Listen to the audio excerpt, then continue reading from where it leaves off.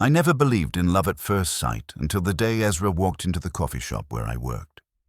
I was wiping down the espresso machine, probably looking like a mess with my hair sticking up and coffee stains on my apron, when the door chimed and he stepped inside.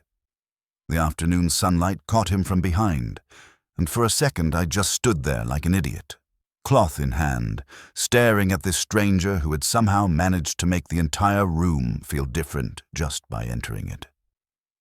He had this uncertain smile on his face, the kind that made him look approachable despite being unfairly attractive, and he walked up to the counter with his hands shoved in his jacket pockets. Dark hair that fell just slightly over his eyes, a dusting of stubble along his jaw, and these warm brown eyes that seemed to take everything in at once.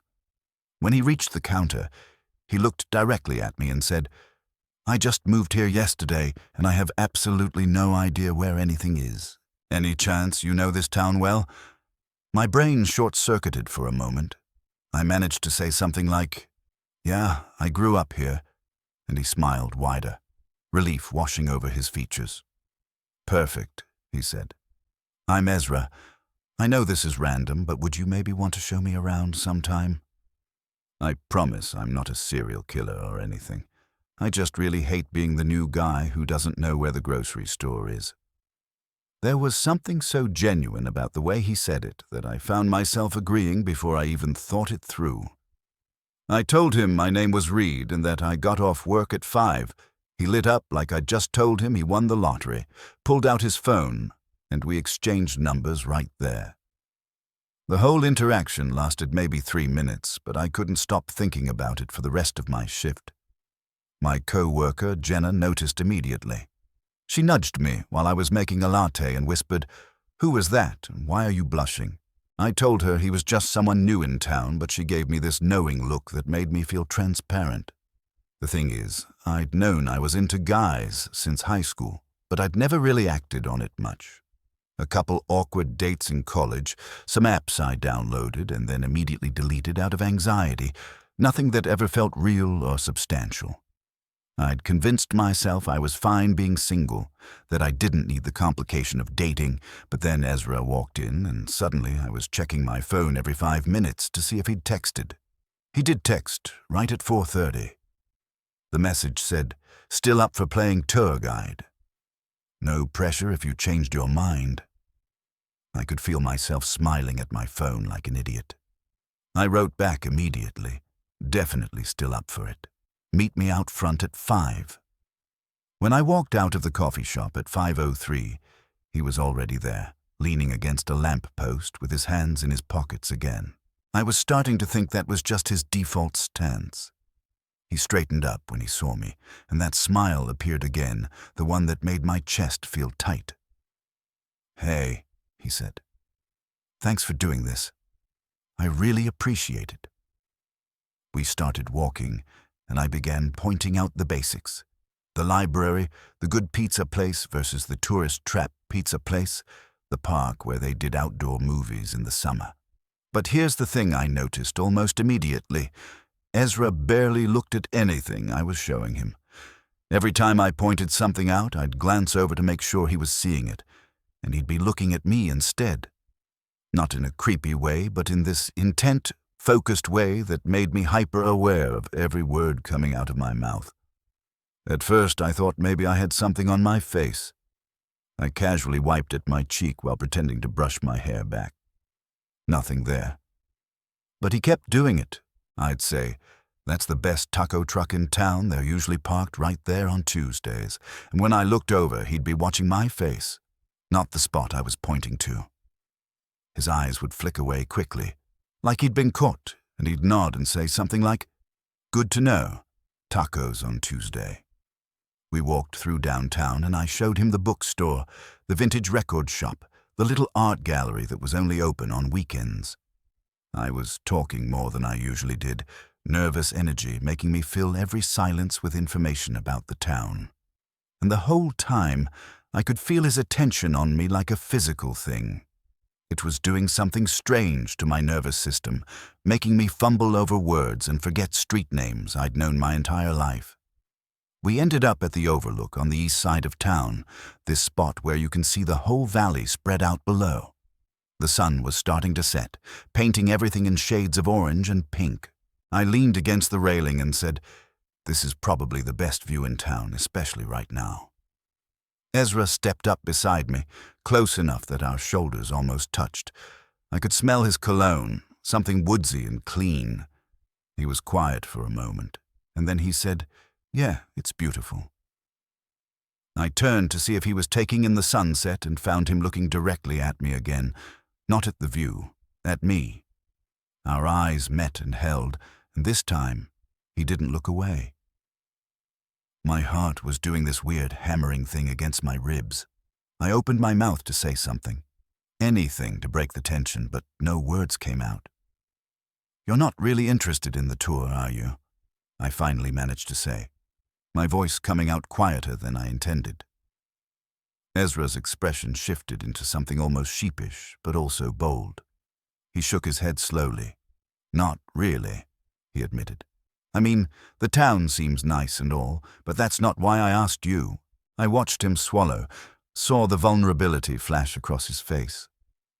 "I thought you were incredibly attractive the second I saw you, and I wanted an excuse to spend time with you. I probably should have just asked you on a date like a normal person, but I panicked. The honesty of it hit me square in the chest. I'd spent so much of my life second-guessing, wondering, never quite sure if someone was interested or if I was reading too much into friendly gestures.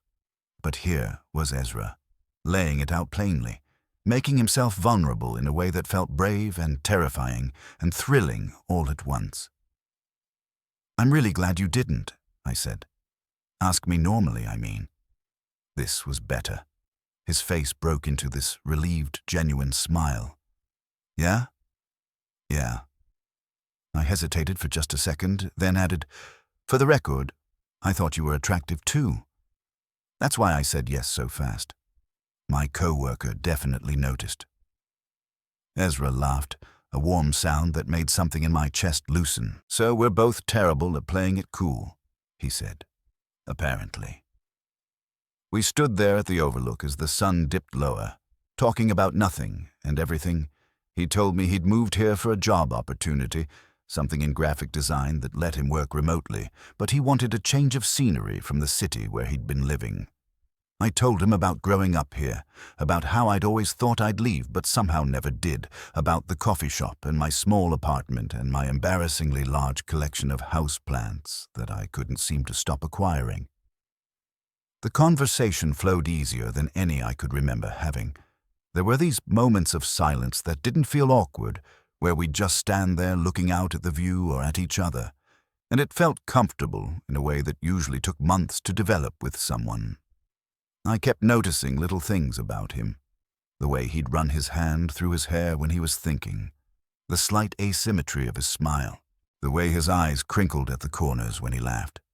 It got darker and the streetlights flickered on around town below us. "I should probably let you get home," I said, even though I didn't want the evening to end. "You've had a long couple of days with the move and everything." Ezra nodded but didn't move away from the railing. "Can I see you again?" he asked. "Like, actually see you? Not pretending it's about touring the town?" "I would really like that," I said, and meant it more than I'd meant anything in a long time. We exchanged a few more words, made tentative plans for dinner in a couple of days, and then walked back toward downtown together. He'd parked his car near the coffee shop. When we reached it, we stood there in that awkward space where you're not sure how to say goodbye. He stepped a little closer, and for a wild second I thought he might kiss me. But instead, he just squeezed my arm gently and said, "Thank you for tonight, Reed." Really, I drove home in a daze, replaying every moment of the evening in my head. The way he'd looked at me instead of the things I was showing him, the honesty in his voice when he admitted why he'd really asked me to show him around, the easy comfort of our conversation. I felt like a teenager with a crush, giddy and nervous and unable to stop smiling. Over the next few days, we texted constantly. Good morning messages, random thoughts throughout the day, photos of funny things we saw. He sent me a picture of his apartment, boxes everywhere, with the caption, "I'm never moving again." I sent him a photo of my newest houseplant with, "Meet Gerald. He's a fern, and I've already almost killed him twice." Our dinner date was at this Italian place downtown. I changed my outfit 3 times before leaving my apartment, eventually settling on a dark blue button-down that my sister had bought me last Christmas, claiming it brought out my eyes. I showed up 5 minutes early and found Ezra already there, waiting outside the restaurant in dark jeans and a grey sweater that fit him perfectly. "You look great," he said when he saw me, and the sincerity in his voice made my face heat up. "So do you," I managed to reply. Dinner was incredible, not because of the food, though that was good too, but because of how easy it was. We talked about everything: our families, his 2 younger brothers and my older sister, our jobs, his design work, and my aspirations beyond the coffee shop that I'd been too afraid to pursue. Books we'd read, shows we'd binged, that weird phase everyone seems to go through in middle school. He told me about coming out to his parents in college, how terrified he'd been and how surprisingly supportive they'd ended up being. I told him about my own coming out, the mix of acceptance and awkwardness from my family, the feeling of relief and fear all tangled together. At one point, our hands both reached for the bread basket at the same time and our fingers brushed. Neither of us pulled away immediately. He looked at me across the table, his expression soft and open, and I felt that same tightness in my chest from the overlook. After dinner, we walked around downtown, neither of us ready for the night to end. We passed the coffee shop where we'd met, and he grabbed my hand, lacing his fingers through mine like it was the most natural thing in the world. "Is this okay?" he asked, and I nodded, unable to form words around the feeling blooming in my chest. We ended up back at the overlook, our spot now apparently. The town was lit up below us, a constellation of streetlights and house windows. We sat on a bench, and I was intensely aware of everywhere our bodies touched. His shoulder against mine, his hand still holding mine, the warmth of him in the cool night air. "I'm really glad you moved here," I said quietly. Ezra turned to look at me, and in the dim light I could see the reflection of the town lights in his eyes. "I'm really glad I walked into that coffee shop," he said. "Best decision I've made in a long time." He lifted his free hand to my face, his thumb brushing my cheekbone, and I stopped breathing. He leaned in slowly, giving me every opportunity to pull away, but pulling away was the last thing I wanted to do. When his lips touched mine, soft and tentative, everything else fell away. The town below, the cool air, the bench beneath us, it all faded into background noise. There was just this, just us, just the gentle pressure of his mouth on mine and the feeling of falling into something I hadn't known I was looking for. The kiss was sweet and unhurried, and when we finally pulled apart, we stayed close, foreheads nearly touching. "Wow," I whispered. "Yeah," he agreed, his voice rough. "Wow." We sat there for a while longer, talking quietly, stealing more kisses, his arm around my shoulders and my head resting against him. It felt surreal, like something out of a movie, except it was real and happening to me. This person who'd walked into my life just days ago had somehow become the person I most wanted to be around. The weeks that followed were a blur of stolen moments and constant communication. We fell into an easy rhythm. I'd finish my shifts at the coffee shop and find him waiting outside. We'd grab food or walk through the park or just go back to one of our apartments and talk for hours. He met Jenna, who immediately pulled me aside and said, "If you don't lock that down, I will find someone who will." I met his co-workers at a happy hour and spent the whole time trying not to be too obvious about watching him across the bar. There were these moments that stood out, crystallized in my memory. The night it rained and we got caught without an umbrella, running through the streets laughing and completely soaked. The morning he showed up at the coffee shop right when we opened, claiming he couldn't wait until my shift ended to see me. The evening we cooked dinner together in his apartment and ended up burning the pasta because we got distracted, kissing against the kitchen counter. But there were also the quieter moments that meant just as much. Falling asleep on his couch during a movie, waking up to find him watching me with this soft expression, him absent-mindedly playing with my hair while we talked, the way he'd text me random things throughout the day just to make me smile, how he remembered that I took my coffee with oat milk and always had some in his fridge. About 2 months in, we were lying in my bed on a lazy Sunday morning. Sunlight was filtering through the curtains and he was tracing patterns on my arm with his fingertips. I'd been thinking about something for weeks, feeling it grow stronger every day, and I finally found the courage to say it out loud. "Ezra," I said quietly, and he hummed in response. "I think I'm falling in love with you." His hand stilled on my arm. He shifted so he could look at me properly, his expression serious. "You think?" he asked softly. I shook my head. "No, I know. I know I am." The smile that spread across his face was brilliant and unguarded. "Good," he said, "because I'm definitely falling in love with you too. Pretty sure I started that first day, when you agreed to show me around and then spent the whole time looking nervous and adorable." I laughed, feeling lighter than air. I was so obvious, wasn't I? Extremely. But so was I. I literally couldn't look at anything but you. You could have told me the town hall was actually a spaceship, and I would have just nodded and agreed. We stayed in bed for hours that morning, talking about feelings we'd been too scared to name before, making promises about the future that felt real and possible. He told me about being scared to move to a new place, how lonely he'd expected to feel, how finding me had made everything fall into place.